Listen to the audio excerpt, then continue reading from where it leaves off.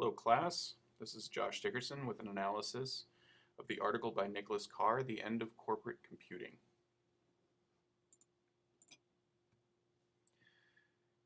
In the article, Carr details how electricity, once a problem for the individual businesses to solve, became a utility.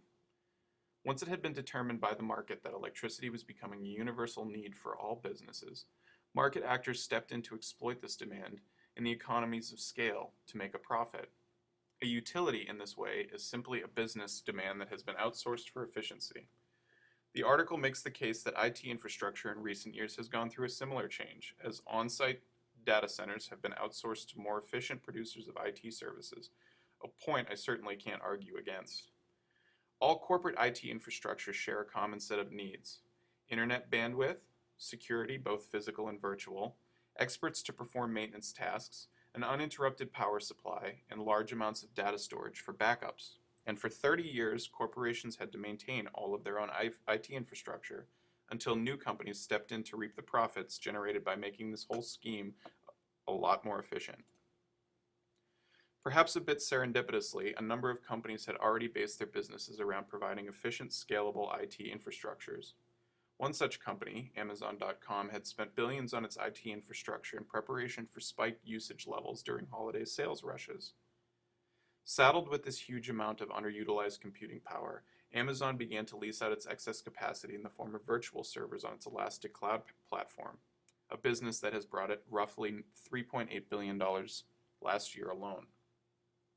Now, instead of having to add more servers to a company's internal data center, add more security, more mechanical support infrastructure to cool the whole thing, a company can create new servers on a scalable platform in a matter of just minutes. So yes, in my opinion, it's fair to say that we're seeing the end of corporate computing as it was described by Carr in the article. But what about Larry Ellison's comment that the personal computer is a ridiculous device? In arguing for thin, quote, net-connected devices, Ellison argued that the PC is in fact a ridiculous device. He envisioned that all computing would be done on some remote server and transferred to the end user through, quote, a plug in the wall, much like a utility.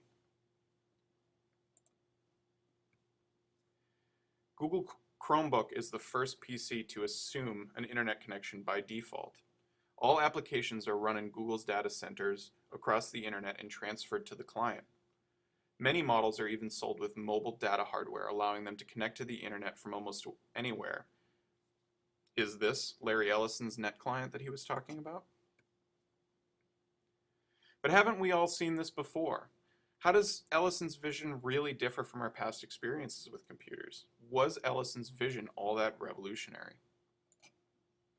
During the 60s and 70s and even 80s, business computing was frequently done on a mainframe computer, accessed through, quote, dumb terminals. Business processes were performed in some huge climate-controlled room, and the resulting outputs were sent over a wire to a client terminal. Following the introduction of the personal computer in the late 80s and early 90s, major computing tasks and business processes were moved from the mainframe to the desktop. The once dumb terminal became smart and housed its own storage and considerable processing power, as well as a plethora of I/O devices, like a CD-ROM or USB. Today, with the internet, the personal computer has morphed into smartphones, laptops, tablet PCs, and even smart TVs, while the mainframe morphed into the modern data center. More and more of the computing power of the smart device is being used to enhance the user's experience, while data and business processes are housed in the data center and accessed over the internet. So is this really altogether that different? Where does the computing power live? Does it even matter?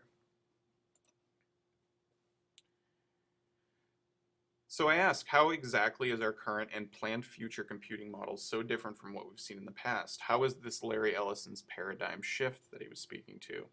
It would seem to me that the personal computer is only expanding in its world dominance, and that Ellison was perhaps drawing arbitrary distinctions where few actually existed. Does it matter if we need longer wires or even no wires at all to connect our devices to one form of computing or another? Does it matter that computing power is partitioned into a UI and a business process scheme? Does it matter that we have utility-like application service providers now? I would argue no, that it's an arbitrary distinction being made, perhaps even to catch headlines. Thank you.